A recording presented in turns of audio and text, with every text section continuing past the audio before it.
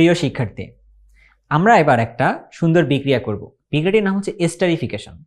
এই বিক্রিয়ায় কি করে, ইথানল এবং অ্যাসিটিক অ্যাসিড, তুমি এই জায়গায় যে কোনো একটা অ্যালকোহল নিতে পারো, যে কোনো একটা অ্যাসিড নিতে পারো। এই অ্যাসিড এবং অ্যালকোহলের বিক্রিয়ার মাধ্যমে এস্টার তৈরি করা হয়। এই প্রসেসটাকে বলা হয় এস্টারিফিকেশন। এই প্রসেসটা মেনটেন করার জন্য আমাদেরকে বাইরে থেকে একটা ক্যাটালিস্ট ইউজ করতে হয়। সেই ক্যাটালিস্টটাকে ইউজ করতে হয় হচ্ছে সালফিউরিক অ্যাসিডটাকে। এবং আমরা এই যে কথাগুলো বললাম না, এই বিক্রিয়াটা আমরা হাতে কলমে করে দেখব এবং এই জিনিসটাকে বোর্ডে লিখে ব্যাখ্যা করব যে বিক্রিয়াটা আসলে কিভাবে ঘটলো। এবার আসো, এই যে আমরা বিক্রিয়াটা করতে যাব, এই বিক্রিয়া যে এস্টার তৈরি হবে, এইটা আবার কিভাবে বুঝবো? এস্টারে কিন্তু নিজের কোনো কালার নেই। আবার ইথানল, ইথানোয়িক অ্যাসিড এগুলোর কোনো কালার নেই। আবার সালফিউরিক অ্যাসিডের নিজের কোনো কালার নেই। তাহলে কীভাবে বোঝা যাবে? বোঝার একটা উপায় আছে। তোমরা আনারস খেয়েছো, তোমরা কলা খেয়েছো, তোমরা আপেল খেয়েছো, কিছু ফলমূলের মধ্যে দেখবা একটা আলাদা স্মেল আছে। এই স্মেলগুলো থাকার কারণ কি? এই স্মেলগুলো থাকার কারণটা হচ্ছে ওই জায়গায় স্টার রয়েছে।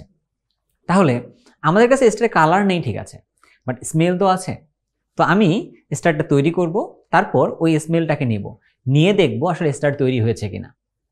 বোঝা গেল? তাহলে এই চমৎকার এক্সপেরিমেন্টটা আমরা এবার হাতে কলমে করে দেখব, তারপরে আমরা বোর্ডের মধ্যে লিখে দেখব। ঠিক আছে, এবার তাহলে চলে আসো আমাদের কাছে এই এক্সপেরিমেন্টাল সেটআপের মধ্যে। শুরুতেই দেখো, এই বিক্রিয়াটাকে করার জন্য আমার কাছে লাগবে 100 থেকে 110 ডিগ্রি সেলসিয়াস টেম্পারেচারে, এরকম একটা টেম্পারেচার লাগবে। তাহলে ইথানল এবং অ্যাসিটিক অ্যাসিডটাকে আমি ব্যবহার করব, বাট এই জিনিসগুলোকে সরাসরি আমি তাপমাত্রা দিতে পারবো না আর কি, যে সরাসরি আগুন জ্বালিয়ে যে তাপমাত্রা দিব এটা দিতে পারবো না। এই জন্য আমাকে কী করতে হবে, আগে থেকে আমি পানিকে তাপমাত্রা দিয়ে আমি ওই জিনিসটাকে পানিকে 100 থেকে 110 ডিগ্রি সেলসিয়াস টেম্পারেচারের মধ্যে উঠাবো। সেই পানির মধ্যে আমার যে বিক্রিয়াটা করার কথা ছিল, সেই বিক্রিয়াটা পানির মধ্যে রেখে করব। কীভাবে করব এখনই দেখতে পারবো আগে। তাহলে দেখো আমার কাছে কী কী প্রিপারেশনস আছে। এটা রয়েছে ইথানোয়িক অ্যাসিড, যেটা নিয়েছি আমি 3 মিলিলিটার। আবার আমি এখানে নিয়েছি ইথানল, এটাও নিয়েছি আমি 3 মিলিলিটার। এই ইথানল এবং ইথানিক অ্যাসিডের মধ্যে আমি বিক্রিয়াটা করব। কিন্তু এই বিক্রিয়া করার জন্য আমার একটা ক্যাটালিস্ট লাগবে বা একটা প্রভাবক লাগবে। সেই প্রভাবক হিসেবে আমি নিয়েছি এখানে একটা সালফিউরিক অ্যাসিড। এবার দেখো, সালফিউরিক অ্যাসিডের বাইরে এখানে আমি আরেকটা দ্রবণ নিয়েছি। এই দ্রবণটা কি আমি এটা পরে বলবো, বাট আমি এটাকে একটু আলাদা করে রাখতে চাই, এটা পরের কাজ। শুরুর কাজটা কি? শুরুর কাজটা হচ্ছে আমাকে এই দুইটাকে আসলে একটা জায়গাকে ঢেলে নিতে হবে। তাহলে আমি একটা টেস্ট টিউবের মধ্যে দুটাকে ঢেলে নিচ্ছি, ইথানোয়িক অ্যাসিড এবং ইথানলটাকে। দেখো দুটা কিন্তু কালার নেই এবং দুটা যদি স্মেল নাও, ব্যাড স্মেল নেই বা কোনো সুন্দর স্মেলও নেই। আচ্ছা, এখানে আমি দুটাকে ঢেলে দিচ্ছি।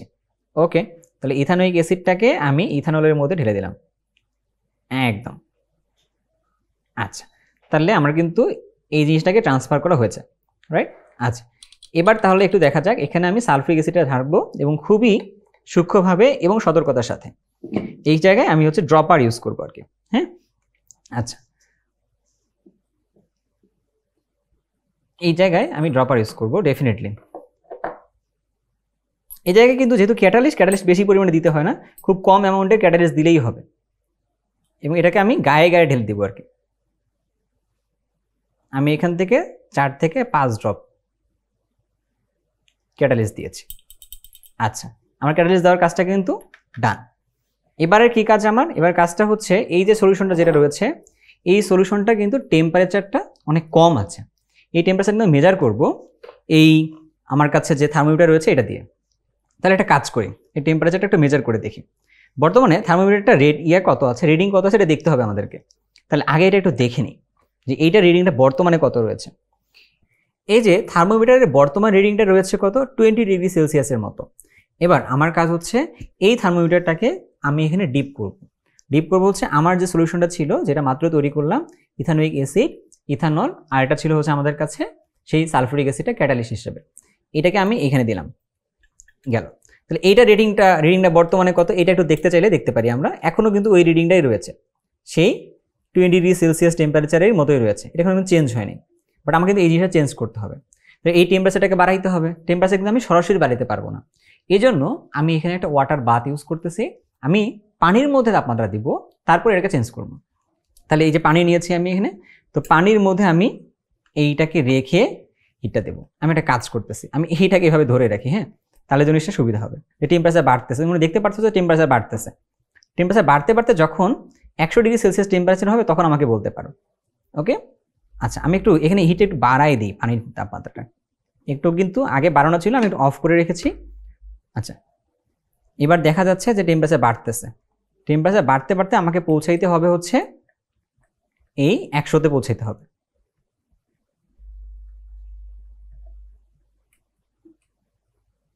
এখানে একটা জিনিস বলে রাখি, ইথানলকে কখনোই সরাসরি আগুনের মধ্যে বা আগুনের কাছাকাছি দেওয়া যাবে না, কারণ ইথানল নিজেটা জ্বালানি হিসেবে কাজ করে, তাহলে এখানে কিন্তু আগুন জ্বলে যেতে পারে। বিক্রিয়াটা হতে হতে কিছু কথা শেয়ার করা যেতে পারে। তোমরা এই কয়েকদিন আগের যে কোভিডের সময়টা গেল, ওই সময় কিন্তু তোমরা অনেকগুলো অ্যালকোহল বাজারে পেয়েছিলে, যেমন হয়তো বা আইসোপ্রপার অ্যালকোহলটা সবচেয়ে বেশি পেয়েছি আমরা, যে এই হ্যান্ড স্যানিটাইজার রূপে। এটা কিন্তু অনেকে আমরা এই কাজটা করেছিলাম, যে হ্যান্ড স্যানিটাইজারের মধ্যে একটু আগুন জ্বেলে দিয়ে দেখেছিলাম যে আগুন জ্বলে কিনা। তার মানে অ্যালকোহল যে আসলে আগুন মানে নিজে জ্বলে ওঠে, জ্বালানি হিসেবে কাজ করে, কিন্তু আমরা দেখেছি। সো এই জিনিসটা যেন আমাদের না হয়, এই জন্য আমরা এই জিনিসটাকে এড়ানোর জন্য কি করেছি, আমরা এড়ানোর জন্য এখানে হচ্ছে যে জিনিসটাকে একটু পেসিভভাবে হিট দিচ্ছি আর কি, ডিরেক্ট আমরা হিট দিচ্ছি না।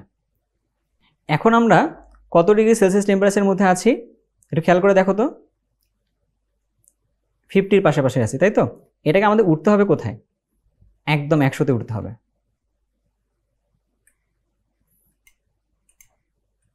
আমি এটাকে একটু সরাই এটাকেই হচ্ছে এস্টারের কাজটাকে করাই নিচ্ছে, যে যত আমি ঘোরাই একটু বিক্রিয়া করাবো তত ভালো বিক্রিয়াটুকু ঘটবে। দেখো এই জিনিসটাকে ধরার জন্য আমি একটা ক্লিপ নিয়ে নিয়েছি অলরেডি, কাঠের একটা ক্লিপ, কারণ এটা হাতে ধরে রাখলে এটা হচ্ছে যে মানে টেম্পারেচার রাখতেছিল হাতের মধ্যে, স্বাভাবিক একটা জিনিস। সো এই জায়গায় আমরা একটু দেখি যে টেম্পারেচারটা 100 পর্যন্ত ওঠা পর্যন্ত ওয়েট করে থাকি আর কি। তোমরা দেখতে পাচ্তেছো কত উঠতেছে।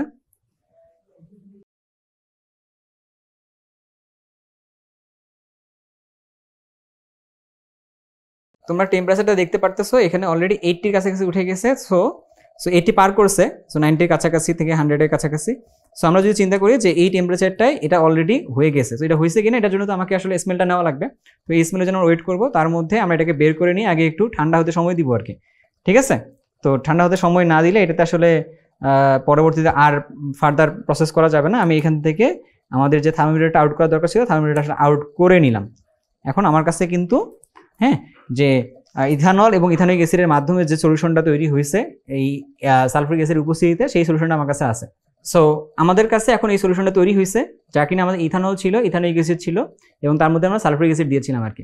তুমি যদি এইটাকে শুধুমাত্র ইথানল বা শুধুমাত্র অ্যাসিডিক অ্যাসিড নিয়ে যদি এখানে টেম্পারেচার দিতা, তাহলে কিন্তু 70-এর কাছাকাছি বা 70-এর আগেই এই সব কিছু উড়ে চলে যেত।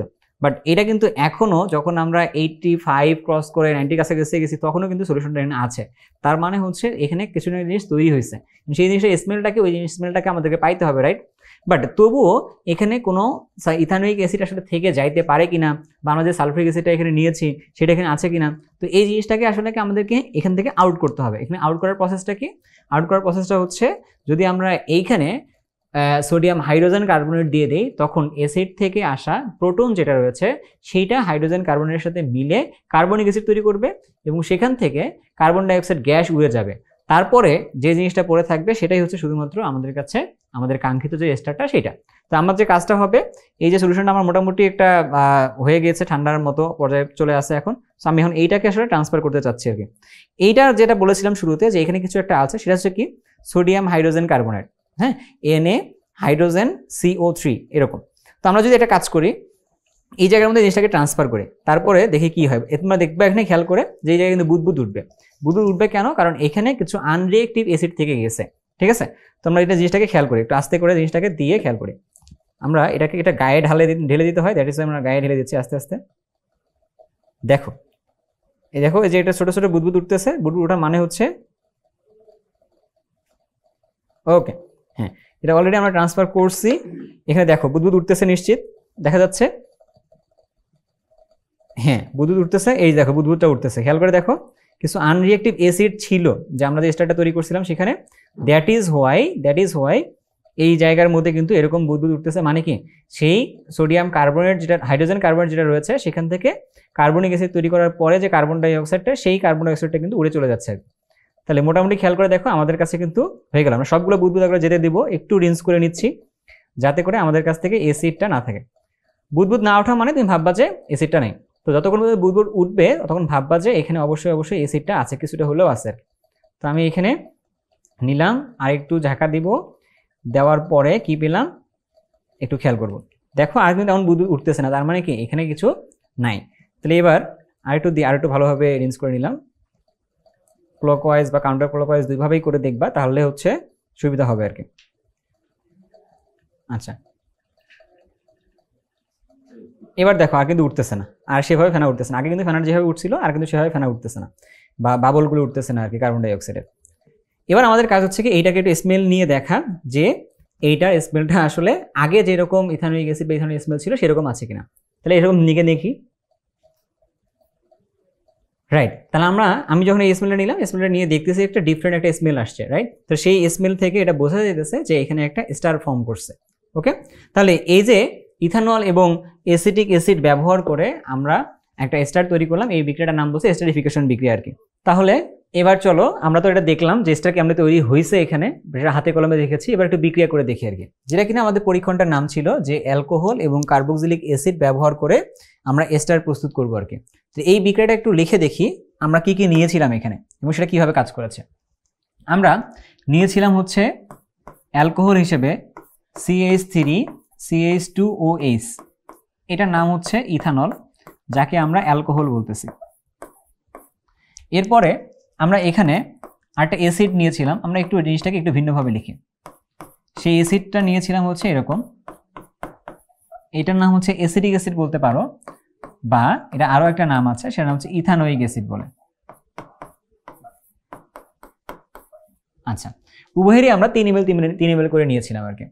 নেওয়ার পরে যখন আমরা বিক্রিয়াটা করলাম তখন যে কাজটা করেছি, এখানে আমরা প্রভাবক হিসেবে যে নিয়েছিলাম সেটা হচ্ছে সালফুরিক অ্যাসিড। এই যে সালফুরিক অ্যাসিডটা নিলাম, এবারে কিভাবে কাজটা করেছে, এখান থেকে এই যে অ্যালকোহলের এই জায়গা থেকে এই হাইড্রোজেনটা আর ইথানোয়িক অ্যাসিড থেকে এখানে OH-টা, এই দুইটা মিলে এখান থেকে পানি আউট হয়েছে। পানিটাকে পরে সালফুরিক অ্যাসিডটা নিজে আসলে সেটাকে নিরুদন প্রক্রিয়া নিজে নিয়ে নিয়েছে আর কি, অর্থাৎ সালফুরিক অ্যাসিডটা নিজে পানিকে নিজে ঘিরে রাখতে পারে। আর এখানে তাহলে কি উৎপন্ন হলো, বাকি থাকলো এই অংশটা আর বাকি থাকলো হচ্ছে এই অংশটা, এই দুটো অংশ তাহলে সাবমার্জ হয়ে যাবে। তাহলে মার্জ হইলে কি উৎপন্ন হয় একটু খেয়াল করি, CH3CH2O, আর বাকি আছে কি এখানে, বাকি আছে COCH3। এটাই হচ্ছে আমাদের কাছে সেই কাঙ্ক্ষিত স্টার, রাইট। যে কাঙ্ক্ষিত স্টার যেটা আমরা বললাম, সেই স্টারটা কিভাবে বুঝবো, এটাই হচ্ছে স্টারের কার্যকরী মূলক। যেমন ধরো এই OH-টা হচ্ছে অ্যালকোহলের কার্যকরী মূলক, আর COOH এটা হচ্ছে অ্যাসিডের কার্যকরী মূলক। সেরকম স্টারেরও একটা কার্যকরী মূলক আছে, যে মূলকটা হচ্ছে এইটা। তাহলে দেখা গেল ইথানোয়িক অ্যাসিড এবং ইথানল ব্যবহার করে আমরা একটা এস্টার তৈরি করতে পারছি। সেই এস্টারটা তাহলে নাম কি, এই যে এই অংশটা আসছে কোথা থেকে, ইথানলের এই অংশ থেকে আসছে, আর এইটাও আসছে কি অ্যাসিডিক অ্যাসিডের অংশ থেকে আসছে। তাহলে এইটাকে বলা হয়, এই অংশ 2 কার্বনের একটা অ্যালকাইল, যেটাকে বলি আমরা হচ্ছে ইথাইল, আর এই অংশটা আসছে কি অ্যাসিডিক অ্যাসিডের একটা অংশ থেকে, যেটাকে বলা হয় এসিটেট বলে আর কি। তুমি চাইলে ইথাইল এসিটেটও বলতে পারো, এসিটেট বলতে পারো, অথবা কিছু জায়গায় তুমি এরকমও পাবা যে ইথাইল ইথানয়েটও বলে এটাকে, ইথানয়েট। তাহলে ইথাইল এসিটেট বা ইথাইল ইথানয়েট দুটোই আসলে সেম, এটাই হলো আমাদের কাছে কি সেই কাঙ্ক্ষিত স্টার। এটার কারণে একটা আমরা স্মেল পেয়েছি। সো এই হলো আমাদের আজকের যে এক্সপেরিমেন্টটা ছিল, যেখানে আমরা এস্টারিফিকেশন করলাম, অর্থাৎ ইথানল এবং ইথানোয়িক অ্যাসিড থেকে ইথাইল অ্যাসিডেট তৈরি করেছি। এখান থেকে আমরা এইটা বুঝলাম যে এখানে স্টারের একটা আলাদা স্মেল থাকে, এর বাইরে সালফুরিক অ্যাসিডটা নিজে এখানে একটা ক্যাটালিস্ট হিসেবে কাজ করে, আর এখান থেকে ইথানলের অংশ থেকে যায় হচ্ছে হাইড্রোজেনের অংশটুকু, আর ইথানোয়িক অ্যাসিডের থেকে যায় হচ্ছে OH এর অংশটুকু, সবগুলো পরবর্তীতে মার্জ হয়ে তৈরি করা হচ্ছে এস্টার। এবং প্রতিটা জিনিসের আমরা কার্যকরী মূল্যটা দেখেছি। তো এই হলো আমাদের আজকের লেকচার থেকে পাওয়া আমাদের জ্ঞানটুকু। সো তোমাদেরকে সবাইকে ধন্যবাদ, আশা করি তোমরা সকলেই বুঝতে পেরেছো আমাদের উদ্দেশ্যটুকু। সো ধন্যবাদ সবাইকে।